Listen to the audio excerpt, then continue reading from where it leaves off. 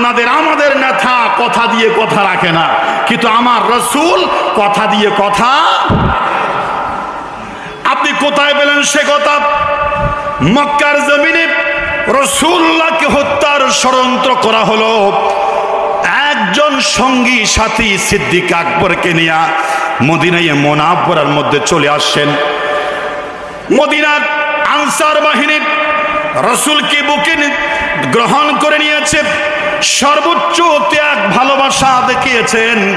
যাদের কাছে 2 বিঘা জমিন আছে 1 বিঘা দান করেছে, যার কাছে 2টা বাড়ি আছে 1টা বাড়ি দান করে ফেলেছে, যার না কেউ কাজের মেলায় 2টা মার্কেট আছে 1টা মার্কেট রাসূলের নির্দেশে আরেকজন মুহাজির ভাইকে দান করে দিয়েছে। ইতিহাসের পাতায় তাদের সেই ভালোবাসা স্বর্ণাক্ষরে লিখিত আছে।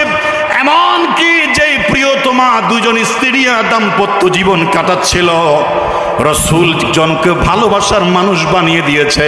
কেঁদে কেঁদে বলছে, ভাই জমিনের ভাগ দিয়েছি, জায়গার ভাগ দিয়েছি, মার্কেটের ভাগ দিয়েছি, সম্পত্তির ভাগ দিয়েছি। আমি আমার 2টা স্ত্রী আছে, আমার স্ত্রীর ভাগটাও তোমাকে দিলাম। আমি একটা স্ত্রীকে তালাক দেব তা আমার ইচ্ছায় নয়। আমার 2জন স্ত্রীকে এক নজর দেখো, যেটাই তোমার পছন্দ হয় সঙ্গে সঙ্গে 3 তালাক দিয়ে আমার স্ত্রীকে তোমার সঙ্গে বিবাহ করিয়ে দেব। সুবহানাল্লাহ। এই ভালোবাসা পৃথিবীতে বিরল।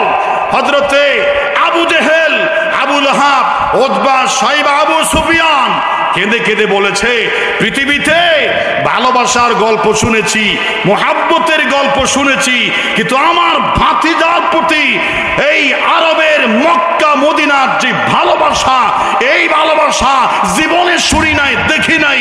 এক কথা, রাসূলের জন্য জীবন দেবে, কোনো শর্ত নাই, কোনো দ্বিধা নাই, রাসূলের জন্য প্রাণ উৎসর্গ করবে, এমন ভালোবাসার দৃষ্টান্ত আমরা জীবনে শুনি নাই, ঠিক না? আনসার বলছে, ইয়া রাসূলুল্লাহ, আপনি নবীজি মক্কায় আপনার দুর্দিন বলে আপনি আমাদের মাঝে এসেছেন, আপনার বন্ধুকে সহ আমরা বুকে গ্রহণ করে নিয়েছি। কথা দিতে হবে, 2 দিন আপনার দুর্দিন সব সময় থাকবে না, এদিন সুদিন আসবে, একদিন সুদিন আসবে। একদিন মক্কার মানুষেরা আপনাকে হয়তো লাল গালিচের ফুলের শুভেচ্ছা দিয়া স্বাগত জানাতে পারে, অথবা পৃথিবীর পাশ্চাত্যে বড় বড় পরাশক্তিরা আপনাকে গ্রহণ করার আবেদন দিতে পারে। আপনি আরো বিশাল সম্মানের মালিক হতে পারেন। রাসূল গো, কথা দিতে হবে, আজকে দুর্দিন আমাদের মাঝে এসেছেন, সুদিন হলেও আপনি আমাদেরকে ছেড়ে কোথাও যাবেন না, আপনাকে কথা দিতে হবে। বলেন সুবহানাল্লাহ।